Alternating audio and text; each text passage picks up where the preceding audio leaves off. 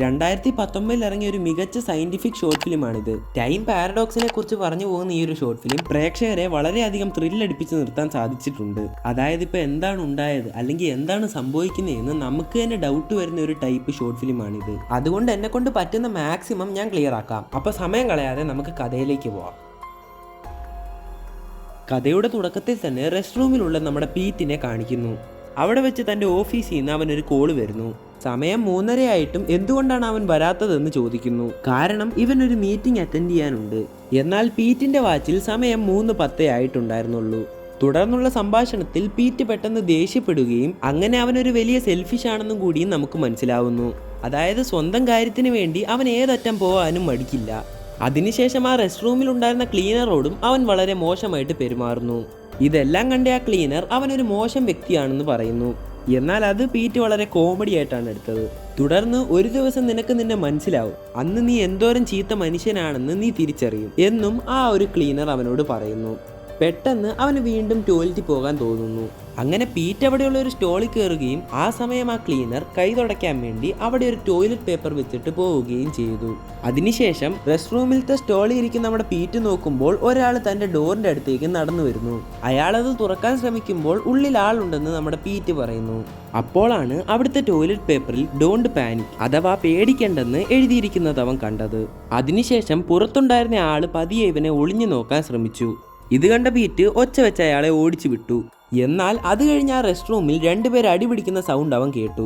ദേഷ്യം വന്ന ആ ഡോറ് തുറന്ന് നോക്കുമ്പോൾ അവിടെ ആരും തന്നെ ഉണ്ടായിരുന്നില്ല. അങ്ങനെ പീറ്റ് അവിടുന്ന് പുറത്തോട്ടിറങ്ങാൻ ശ്രമിച്ചപ്പോൾ ഡോർ ലോക്കായിരുന്നു. ഫോണിലാണെങ്കിൽ റേഞ്ചും കിട്ടുന്നില്ല. പെട്ടെന്ന് അവനിരുന്ന സ്റ്റോളിലാരോ ലോക്ക് ഇടുന്ന പോലത്തെ സൗണ്ട് അവൻ കേട്ടു. ആരുമില്ലാത്ത റെസ്റ്റ് റൂമിൽ ഇത് ആരായിപ്പോ എന്ന് പറഞ്ഞ് അവൻ ചെന്ന് നോക്കുന്നു. എന്നാൽ പീറ്റ് കുറച്ചു മുമ്പേ പറഞ്ഞതുപോലെ തന്നെ ഉള്ളിൽ ആളുണ്ടെന്ന് അയാളും തിരിച്ചു പറയുന്നു. അങ്ങനെ പീറ്റ് തൻ്റെ കാല് നോക്കുമ്പോൾ ആ പുറത്തുണ്ടായിരുന്ന ആൾ നിന്ന അതേ സ്ഥലത്താണ് അവൻ ഇപ്പോൾ നിൽക്കുന്നത്.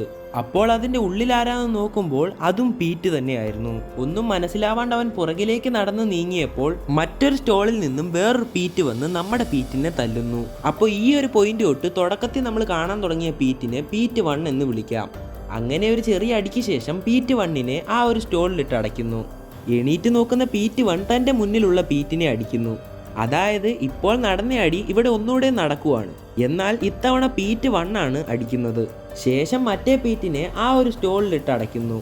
അപ്പോൾ ഇതായിരുന്നു പീറ്റ് റെസ്റ്റ് റൂമിൽ രണ്ടുപേരെ അടിപിടിക്കുന്നതായിട്ട് കേട്ട സൗണ്ട്. അതിനുശേഷം അവൻ ആ സ്റ്റോൾ തുറന്ന് നോക്കുമ്പോൾ അതിൻ്റെ ആ താരം തന്നെ ഉണ്ടായിരുന്നില്ല. തൊട്ടടുത്ത നിമിഷം അവൻ ആദ്യം കയറിയ സ്റ്റോളിൽ നിന്ന് പീറ്റ് ലോക്ക് മാറ്റുന്നു. അങ്ങനെ ആ ഡോറ് തുറന്നു നോക്കുമ്പോൾ പീറ്റ് കണ്ടത് അവൻ മരിച്ചു കിടക്കുന്നതാണ്. അതേസമയം ആ മരിച്ചു കിടക്കുന്ന പീറ്റിന്റെ കയ്യിൽ ഒരു തോക്കൊക്കെ ഉണ്ട്. ഇത് കണ്ട ഉടനെ നമ്മുടെ പീറ്റ് 1 അവിടെ ഛർദ്ദിക്കുന്നു.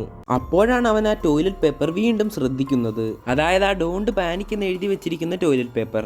അത് എടുത്തോണ്ട് വന്ന് നോക്കുമ്പോൾ അതിൽ കുറെ എഴുതി വെച്ചിട്ടുണ്ട്. അതിൽ പറഞ്ഞിരിക്കുന്നത് ഇവൻ ഇപ്പോൾ ഒരു ടൈം പാരഡോക്സിൽ പെട്ടിരിക്കുകയാണ്.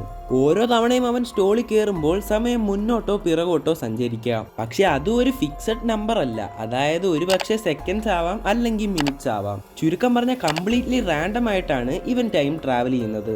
അതുകൊണ്ട് തന്നെ ഈ ഒരു പാരഡോക്സ് അവനോട് ഫിക്സ് ചെയ്യാൻ പറഞ്ഞിരിക്കുവാണ്. അതിന്റെ തൊട്ട് താഴെയായിട്ട് അവന്റെ ഫ്യൂച്ചറിനെ കൊല്ലാനും പറഞ്ഞിട്ടുണ്ട്. അപ്പോഴേക്കും അങ്ങോട്ട് മറ്റൊരു പീറ്റ് വരുന്നു. ഈ പീറ്റിനെ നമുക്ക് പീറ്റ് 2 എന്ന് വിളിക്കാം. അവൻ നമ്മുടെ പീറ്റ് 1നോട് കാര്യങ്ങളെല്ലാം പറഞ്ഞ് മനസ്സിലാക്കാൻ ശ്രമിക്കുന്നു. എന്നാൽ ഇതൊന്നും സത്യമല്ല, ഇങ്ങനെയൊന്നും നടക്കത്തില്ലെന്ന് പീറ്റ് 1 പറയുന്നു. അപ്പോൾ ഇത് തന്നെയായിരുന്നു പീറ്റ് 2 കുറച്ചു നേരങ്ങൾക്ക് മുമ്പേ പറഞ്ഞതെന്ന് അവൻ പറയുന്നു. അതായത് പീറ്റ് 2ന്റെ മുന്നിലും ഇതുപോലെ മറ്റൊരു പീറ്റ് വന്ന് നിൽക്കുകയും കാര്യങ്ങളെല്ലാം പറഞ്ഞു കൊടുക്കാൻ ശ്രമിക്കുകയും ചെയ്തു. എന്നാൽ അതൊന്നും വിശ്വസിക്കാത്തതിനെ തുടർന്ന് അവനോടൊരു സ്റ്റോളിൽ കയറാൻ പറയുന്നു. അങ്ങനെയാണ് അവൻ ഇപ്പോൾ പീറ്റ് 1ന്റെ മുന്നിൽ നിൽക്കുന്നത്. അതുപോലെ തന്നെ പീറ്റ് 1നോട് സ്റ്റോളിൽ കയറാൻ പറയുമ്പോൾ അവൻ കയറത്തില്ലെന്ന് പറയുന്നു. ഇങ്ങനെ താൻ പറഞ്ഞില്ലെന്ന് പീറ്റ് 2 പറയുന്നു. അതായത് പീറ്റ് 1 സ്റ്റോളിൽ കയറാത്തതിനെ തുടർന്ന് അവിടെ ഒരു ചേഞ്ച് ആണ് ഉണ്ടാവുന്നത്. ശ്രദ്ധിക്കുക, ഇവിടെ ടൈം ലൂപ്പല്ല സംഭവിക്കുന്നത്, ടൈം പാരഡോക്സ് ആണ്. അതായത് ഒന്നിൽ കൂടുതൽ ടൈം ലൈൻ ഒരുമിച്ച് വരുന്നതിനെയാണ് ടൈം പാരഡോക്സ് എന്ന് പറയുന്നത്. അങ്ങനെ ഇവർ രണ്ടുപേരും ഒരുമിച്ച് ആ ഒരു ടൈം പാരഡോക്സ് ഫിക്സ് ചെയ്യാൻ തീരുമാനിക്കുന്നു. അതിനായി ജസ്റ്റ് ഒരു പേപ്പർ എടുത്തിട്ട് ഒരു ലൈൻ വരയ്ക്കുന്നു. ഈ ലൈൻ എന്ന് ഉദ്ദേശിക്കുന്നത് ഇവരുടെ ടൈമാണ്. മരിച്ചുപോയ പീറ്റിന്റെ വാച്ചിൽ നോക്കുമ്പോൾ സമയം 3:30 അതായത് പീറ്റ് 1ന്റെ വാച്ചിൽ നിന്നും 12 മിനിറ്റും പീറ്റ് 2ന്റെ വാച്ചിൽ നിന്നും വെറും 10 മിനിറ്റും ഡിഫറൻസ് ആണ് ഉള്ളത്. ഇനി ഇവർ എങ്ങനെയാണ് ഈ പാരഡോക്സ് ഫിക്സ് ചെയ്യാൻ പോകുന്നതെന്ന് ചോദിച്ചാൽ ബാക്ക് ടു ദ ഫ്യൂച്ചർ എന്ന് പറയുന്ന പണ്ടത്തെ ഒരു ഇംഗ്ലീഷ് പടത്തിനെ ആസ്പദമാക്കിയാണ്. അതായത് ഇവരൊരു പുതിയ ടൈം ലൈൻ ക്രിയേറ്റ് ചെയ്ത് ഇവർ മരിക്കുന്ന ഇൻസിഡന്റ് ഒഴിവാക്കാനാണ് നോക്കുന്നത്. അതിനായി അവർ ഈ ടൈം ലൈനിൽ എന്തെങ്കിലും ചേഞ്ച് കൊണ്ടുവരണം. എന്നാൽ ഇവർ നേരത്തെ അങ്ങനെ ഒരു ചേഞ്ച് കൊണ്ടുവന്നതാണ് ഇപ്പോൾ ഇവിടുത്തെ കുഴപ്പം. അതുകൊണ്ട് അവർക്ക് കിട്ടിയ ടോയ്ലറ്റ് പേപ്പറിൽ എഴുതിയ പോലെ ഫ്യൂച്ചറിനെ കൊല്ലാൻ അവർ തീരുമാനിക്കുന്നു. അതിനായി പീറ്റ് 2 മരിച്ചു കിടക്കുന്ന പീറ്റിന്റെ തോക്കെടുത്ത് സ്വയം വെടിവെക്കാൻ പീറ്റ് 1 പറയുന്നു. ഇവിടെ നോക്കുവാണെങ്കിൽ പീറ്റ് 1ന്റെ കാര്യത്തിൽ പേടിക്കണ്ട, അവന്റെ വഴി ക്ലിയർ ആയതുകൊണ്ട് തന്നെ അവൻ ഒരു സ്റ്റോളിൽ പോയി കയറുന്നു. അതേസമയം പീറ്റ് 2 2 മിനിറ്റ് ഫ്യൂച്ചറിൽ നിന്ന് ആയതുകൊണ്ട് തന്നെ അവൻ വേണം സാക്രിഫൈസ് ഏറ്റെടുക്കാൻ. അങ്ങനെ നമ്മുടെ പീറ്റ് 1 ആ ഒരു ഡോർ ക്ലോസ് ചെയ്യുന്നു. എന്നാൽ അത് തുറന്നു നോക്കുന്ന പീറ്റ് 2 കാണുന്നത് മരിച്ചുപോയ മറ്റൊരു പീറ്റിനെയാണ്. ഇവിടെ ആക്ച്വലി പീറ്റ് 1 മറ്റൊരു ടൈം ലൈനിലേക്കാണ് പോകുന്നത്. പീറ്റ് 2 അവിടെ മരിച്ച് ഇവർ പാരഡോക്സ് ഫിക്സ് ആക്കി എന്ന പ്രതീക്ഷയിൽ പീറ്റ് 1 സ്റ്റോളിൽ നിന്നും പുറത്തിറങ്ങി ഡോറ് തുറക്കാൻ ശ്രമിക്കുന്നു. എന്നാൽ അപ്പോഴും അത് തുറക്കാൻ സാധിച്ചില്ല. വീണ്ടും അടുത്ത പീറ്റും കൂടെ അങ്ങോട്ട് വരുന്നു. എന്നാൽ നമ്മുടെ പീറ്റ് 1 ആണ് ഇവിടെ ആദ്യം വന്നത്. അതായത് ഇവനാണ് ഇപ്പോൾ ഇവിടുത്തെ ഫ്യൂച്ചർ. അതുകൊണ്ട് തന്നെ ഇവനോട് മരിക്കാൻ പറഞ്ഞിട്ട് മറ്റേ പീറ്റ് പോകുന്നു. നിങ്ങൾ ശ്രദ്ധിക്കുക, ഈ പീറ്റ് എന്ന് പറയുന്ന ക്യാരക്ടർ വളരെയധികം സെൽഫിഷ് ആണ്. അതുകൊണ്ടാണ് തന്റെ ഫ്യൂച്ചറിനോട് ഇത്ര സിമ്പിൾ ആയിട്ട് മരിക്കാൻ പറഞ്ഞിട്ട് അവൻ പോകുന്നത്. ആൻഡ് ഇവരെല്ലാരും സെയിം ആളായതുകൊണ്ട് തന്നെ ഇവരാരും സാക്രിഫൈസ് ചെയ്യത്തില്ല. ഇതേ സമയം നമ്മുടെ പീറ്റ് 2 ആണെങ്കിൽ ആ മരിച്ച പീറ്റിന്റെ വാച്ചിൽ ടൈം നോക്കുന്നു. 3:30 ആവുന്നതിന് മുമ്പേ ആ പീറ്റ് മരിച്ചെന്ന് മനസ്സിലാക്കിയ പീറ്റ് 2 അവിടുന്ന് രക്ഷപ്പെടാൻ ശ്രമിക്കുന്നു. തിരിച്ച് പീറ്റ് 1ന്റെ ടൈം ലൈനിലാണെങ്കിൽ അവിടെ ഓരോ പീറ്റും വന്നുകൊണ്ടിരിക്കുവാണ്. ഇവിടെ ഇത്രയും പീറ്റ് വരാൻ കാര്യം എന്താണെന്ന് നോക്കുമ്പോൾ അവരുടെ പ്ലാനിൽ പറ്റിയ മിസ്റ്റേക്ക് അല്ല. അവർ പ്ലാൻ ചെയ്തത് ഒരു പാരഡോക്സ് ക്രിയേറ്റ് ചെയ്യാനാണെങ്കിലും ഇപ്പോൾ അത് ഒന്നിലധികമായിരിക്കുന്നു. അതുകൊണ്ട് തന്നെ ആ പാരഡോക്സ് എല്ലാം നശിപ്പിക്കാൻ നമ്മുടെ പീറ്റ് 1 തീരുമാനിക്കുന്നു. വീണ്ടും നമ്മുടെ പീറ്റ് 2ന്റെ അടുത്താണെങ്കിൽ മറ്റൊരു പീറ്റ് വരുന്നു. ഇത് തന്നെയാണ് നിന്റെ ലാസ്റ്റ് റിക്വസ്റ്റ് എന്ന് മാത്രം പറഞ്ഞിട്ട് അവൻ അടുത്ത സ്റ്റോളിൽ കയറി പോകുന്നു. ഒന്നും മനസ്സിലാവാണ്ട് പീറ്റ് 2 അവിടെ തന്നെ നിന്നു.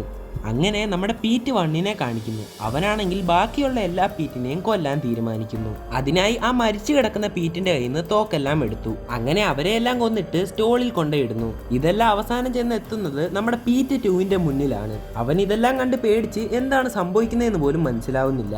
അപ്പോഴേക്കും അങ്ങോട്ട് എല്ലാവരെയും കൊന്ന നമ്മുടെ പീറ്റ് 1 ചെല്ലുന്നുണ്ട്. ശേഷം 3:30 ആകുന്നതിന് മുമ്പ് സ്റ്റോളിൽ കയറാൻ പീറ്റ് 2വിനോട് പറയുന്നു. കാരണം ഇവനെയും കൂടെ തീർത്തിട്ട് വേണം നമ്മുടെ പീറ്റ് 1ന് മീറ്റിംഗ് അറ്റൻഡ് ചെയ്യാൻ.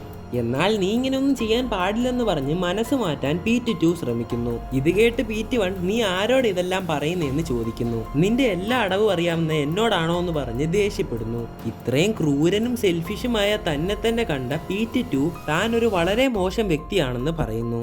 ഇവിടെ പീറ്റിന്റെ കാഴ്ചപ്പാട് മാറുന്നതുകൊണ്ട് തന്നെ അവിടെ മിന്നിക്കൊണ്ടിരുന്ന ലൈറ്റ് നോർമൽ ആവുന്നു. അങ്ങനെ എന്തെങ്കിലും ലാസ്റ്റ് റിക്വസ്റ്റ് ഉണ്ടോ എന്ന് പീറ്റ് 1 ചോദിക്കുന്നു. അപ്പോഴാണ് നമ്മുടെ പീറ്റ് 2വിന് മറ്റൊരു പീറ്റ് പറഞ്ഞ കാര്യം ക്ലിക്ക് ആവുന്നത്. അതുകൊണ്ട് തന്നെ പെട്ടെന്ന് അവൻ പുറകിലുണ്ടായിരുന്ന സ്റ്റോളിൽ കയറി അടയ്ക്കുന്നു. പീറ്റ് 1 പുറത്തുനിന്ന് ഷൂട്ട് ചെയ്തെങ്കിലും അത് തുറന്നു നോക്കുമ്പോൾ അകത്താരും തന്നെ ഉണ്ടായിരുന്നില്ല. ഇതേ സമയം പീറ്റ് 2 ആണെങ്കിൽ അവിടുന്ന് രക്ഷപ്പെടാൻ ശ്രമിക്കുന്ന അവനെ തന്നെ കാണുന്നു. അവനോട് ഇത് തന്നെയാണ് ലാസ്റ്റ് റിക്വസ്റ്റ് എന്ന് മാത്രം പറഞ്ഞിട്ട് പീറ്റ് 2 അടുത്ത സ്റ്റോളിൽ കയറി പോകുന്നു. അങ്ങനെ അവിടുന്ന് ചെല്ലുന്ന പീറ്റ് 2 കാണുന്നത് ആ സ്റ്റോളിന്റെ അകത്തേക്ക് കയറുന്ന പീറ്റ് 1നെയാണ്. പീറ്റ് 1 സമയം നോക്കുമ്പോൾ 3:30 ആയിരിക്കുന്നു. തിരിഞ്ഞു നോക്കുമ്പോൾ പുറകിലുണ്ടായിരുന്ന നമ്മുടെ പീറ്റ് 2 ആ വാതിൽ അങ്ങ് അടയ്ക്കുന്നു. അങ്ങനെ കുറച്ചു മുമ്പേ പീറ്റ് 1 ഷൂട്ട് ചെയ്ത ആ ഒരു ബുള്ളറ്റ് ഇപ്പോഴാണ് ആ ഡോറിന്റെ അകത്തേക്ക് കയറുന്നത്. ശേഷം ആ ബുള്ളറ്റ് കൊണ്ട് നമ്മുടെ പീറ്റ് 1 മരിക്കുകയും ചെയ്യുന്നു. പിന്നെ നമ്മൾ കാണുന്നത് ഈ സംഭവിച്ച എല്ലാത്തിനെയും കുറിച്ചും ചിന്തിച്ചിരിക്കുന്ന നമ്മുടെ പീറ്റിനെയാണ്, അതായത് പീറ്റ് 2. കഥയുടെ തുടക്കത്തിൽ ആ ഒരു ക്ലീനർ പറഞ്ഞ പോലെ തന്നെ അവൻ എന്തോരം മോശം വ്യക്തിയാണെന്ന് ഇപ്പോൾ അവന് മനസ്സിലായി. അങ്ങനെ ഇതെല്ലാം തിരിച്ചറിഞ്ഞതിന് ശേഷം ആ ടോയ്ലറ്റ് പേപ്പറിൽ ഉണ്ടായിരുന്ന എഴുത്തെല്ലാം അവൻ കളയുന്നു. എന്നിട്ട് അതെല്ലാം അവൻ ഒന്നുകൂടെയും എഴുതുന്നു. തുടർന്ന് അതെല്ലാം ഇരുന്നിടത്ത് തന്നെ അവൻ കൊണ്ടുവെക്കുന്നു. അങ്ങനെ അവന്റെ ആ കോട്ടും വാച്ചുമെല്ലാം വേസ്റ്റ് ബിന്നി ഇട്ടതിന് ശേഷം ആ ഡോറ് തുറന്നിറങ്ങുന്നു. അപ്പോൾ ഈ കഥയിൽ നിങ്ങൾക്ക് ഒത്തിരി സംശയങ്ങൾ ഉണ്ടാവാം. അതെല്ലാം ഒരു പരിധി വരെ മനസ്സിലായി എന്ന് ഞാൻ പ്രതീക്ഷിക്കുന്നു. ഉദാഹരണത്തിന് അവസാന നിമിഷം പീറ്റ് 2 ഒരു സ്റ്റാളിൽ കയറിയതോടെ കുറച്ച് സമയം പിന്നിലേക്ക് അവൻ സഞ്ചരിക്കുന്നു. അങ്ങനെ അവിടുന്ന് മറ്റൊരു സ്റ്റാളിൽ കയറി വീണ്ടും മുന്നിലേക്ക് വന്നിട്ടാണ് നമ്മുടെ പീറ്റ് 1നെ കൊല്ലുന്നത്. അപ്പോൾ ഈ ഷോർട്ട് ഫിലിമിന്റെ ലിങ്ക് ഞാൻ ഡിസ്ക്രിപ്ഷനിൽ കൊടുത്തിട്ടുണ്ട്, അതൊന്ന് ജസ്റ്റ് ചെക്കൗട്ട് ചെയ്യുക. കൂടാതെ ഈ വീഡിയോ ഇഷ്ടപ്പെട്ടെങ്കിൽ ലൈക്ക് ചെയ്യുക. ഞാൻ പറഞ്ഞതിൽ വല്ല തെറ്റുണ്ടെങ്കിൽ ജസ്റ്റ് ഒന്ന് ക്ഷമിക്കുക. പിന്നെ ഇതുപോലെയുള്ള വീഡിയോകൾക്കായി ഈ ചാനൽ സബ്സ്ക്രൈബ് ചെയ്യാം.